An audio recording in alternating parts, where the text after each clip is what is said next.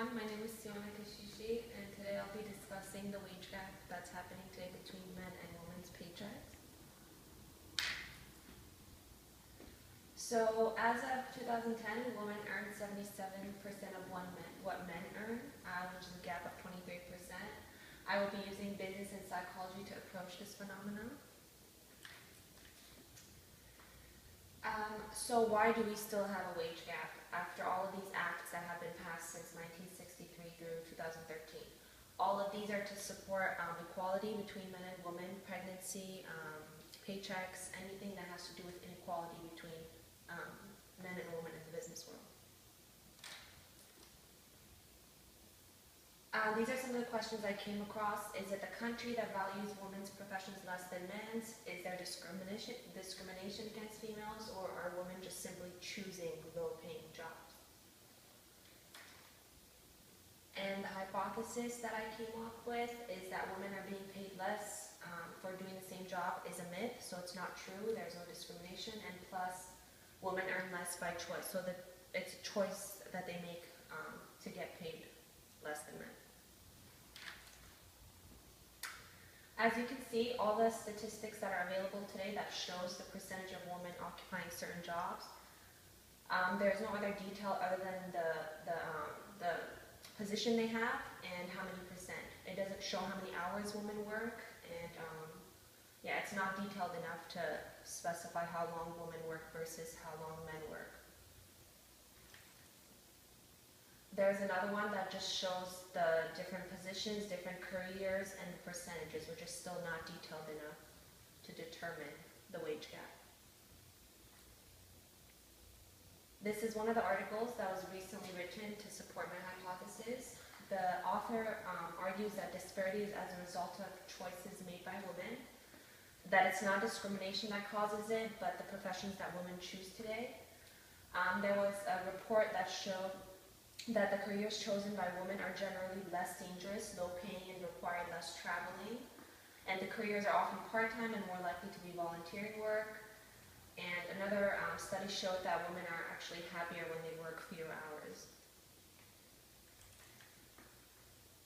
Here's a chart that shows all the careers that women chose. As you can see, the ones that are less hours, less dangerous, and lower paying as well. Some of the examples are social work, studio arts, psychology, childhood education versus medical, engineering, and pharmacy, science administration. As you can see, the jobs that are lower paying and less hours, less traveling, are occupied by a bigger percentage of women compared to the ones that are higher paying jobs.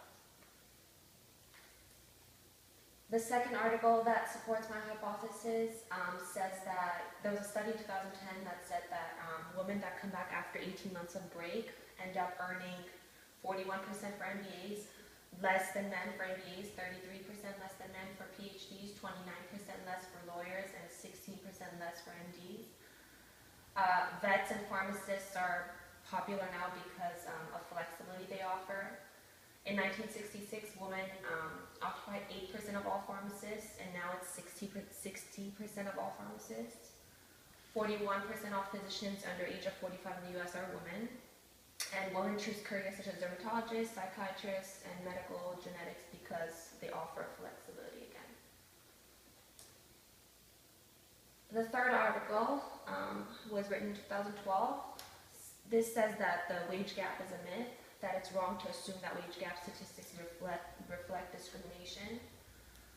It says that statistics reflect the median earnings of all men and women classified as full-time workers. Today, full-time is somewhere from 35 to 40 hours, so a man that works 55 hours a week versus a woman that works only 35 hours a week, they're both considered full-time, regardless of the 20-hour gap between them. There was a survey that said average full-time working man spends 8.14 hours a day on the job compared to 7.75 hours for a full-time working woman.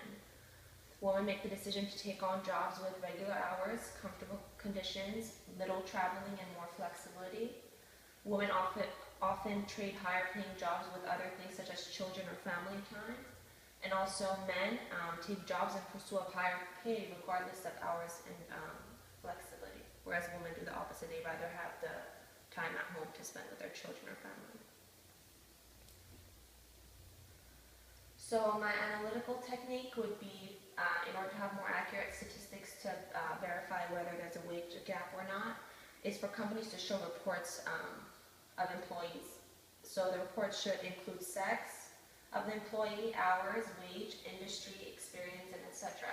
So if we had all of these in the charts, they would be more accurate, and we'd be able to determine whether there is a wage gap or not, rather than just having the career and the percentage. This would be a more accurate statistic.